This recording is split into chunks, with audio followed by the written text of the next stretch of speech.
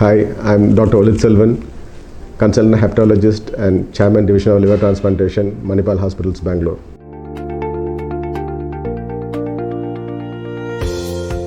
The liver is the most important organ in the body which looks after our metabolic functions.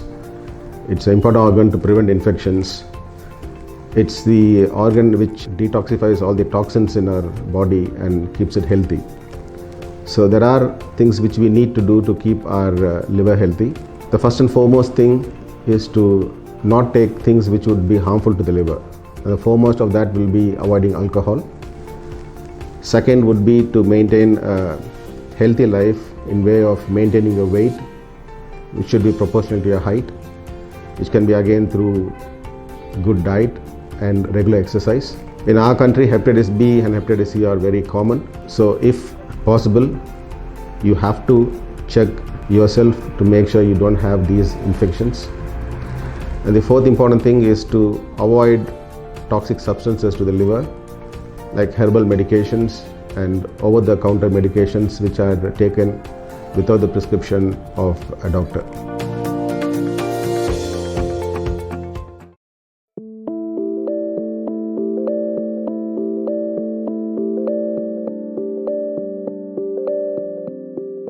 So a couple of you guys have actually asked me, how do I manage to be so productive in terms of going to school, going to medical school nonetheless, running my business, which not only includes uploading multiple videos per week, also running an actual business, having other people that work for me, and last year I was even finishing my second full-length book. Now in this video, I want to share 7 of my most core keystone daily rituals and daily habits that I use that are mostly ironclad that help me stay productive.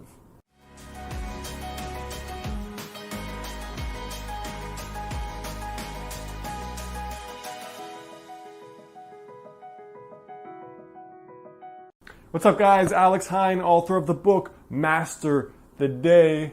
So the very first habit that's really been a multiple year-long habit is every single project I'm working on goes into an Evernote folder or an Evernote note. Now what that means is that, for example, you might be working on your fitness. That's a project. You might be working on a new habit like flossing or meditating, or you're trying to figure out better study skills for school, or something you're really trying to do and execute on at work. The way I organize all these things without losing my mind is that in my Evernote, I have hundreds of files. And in each one of those files, I keep everything that I'm working on so it's all in one spot, so that I know I can refer to it on my phone, I can refer to it on my computer, and no matter what I'm working on, juggling business, juggling medical school, juggling my health, juggling cooking for myself every day, juggling all these things, it's not that overwhelming when there's that system. And for me, that's Evernote. The second habit for me is that I organize my day around energy and not by time. So I think this is kind of counterintuitive to-do advice. I think a lot of people, when they think about productivity, they try to think about, okay, how do I do all these things in this schedule? But for me, the way I organize my day, the 2 big rocks for me are medical school and running my business. And I organize them specifically around the parts of the day where I have the most energy. So I know that the hardest things I have to do in my business, I do my very first break of the day. Some days in my school, that's 10 a.m. Some days it's not till 7 p.m. But at that peak time is when I'm focusing on the hardest things. And the same thing is true of studying, where I'm never studying late at night. I'm never studying early in the morning. I'm usually studying at whenever my peak productivity time is. For me, it's often right after working out. The third habit is that I never sit down to work ever without doing that 3 checkbox approach I've shared here before. So the 3 checkbox approach is basically, you take a little paper, you fold it into a little like 3x5 square, and you break it into 3 boxes. Each box constitutes 40 minutes of studying or 40 minutes of work. And then you write down in each box only one thing, 1, 2, 3, and then you order them from the most important to the least important. And you also order them from how much energy is required to do it to how little energy is required to do it. And I only start my day, either my business or my studying, once that list is already done and it's right next to me. The fourth habit here is that in the morning, I've really struggled to do a consistent morning routine. And I've had all the way from over an hour-long morning routine to just a few minutes. The most consistent thing I find is something that gets your blood going and flowing, and something that gets your mind thinking about something positive and in growth mode.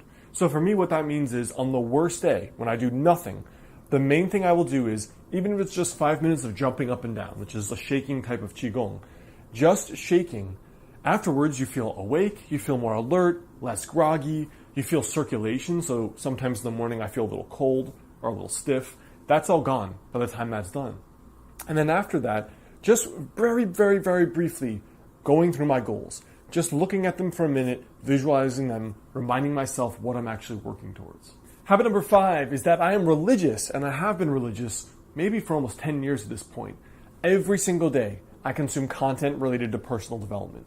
So for me, what that means is it's usually not YouTube, and it's usually not podcasts.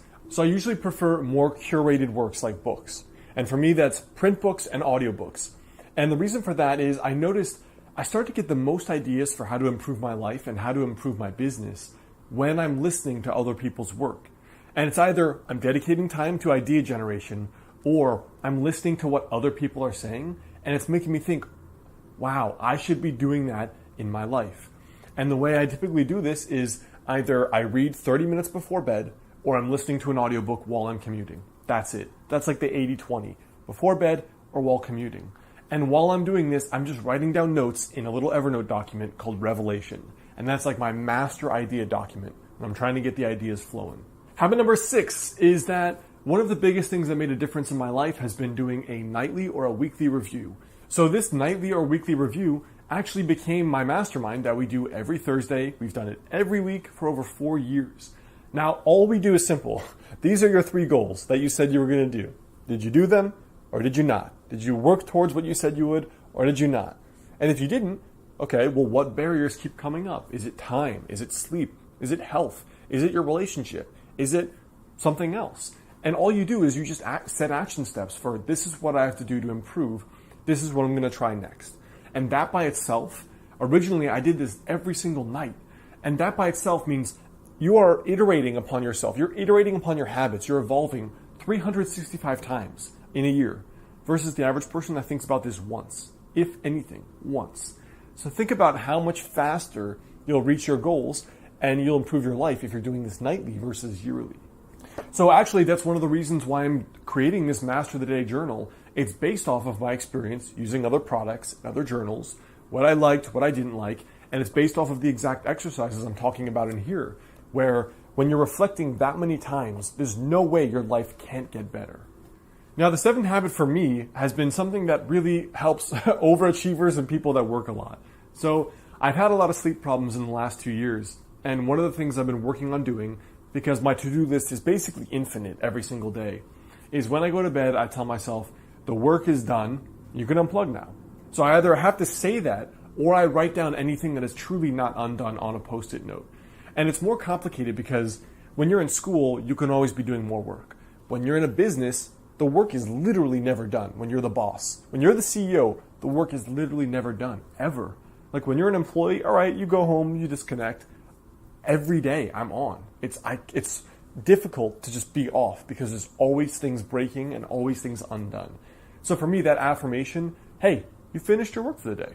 So I need you to conscious, subconscious, everything, just unplug. And if that doesn't work, writing down literally everything on the to-do list, whether it is a short-term thing or a really long-term thing. All right, guys, so I hope that helps. That's a little bit of my intro to my personal productivity philosophy. Before you go, comment there below and let me know for you what has been the productivity device or habit that seems to work best for you. So the best way to stay in touch is to grab my free personal development and weight loss challenge at modernhealthmonk.com/YouTube. You can also check out my last 2 videos right here and right here.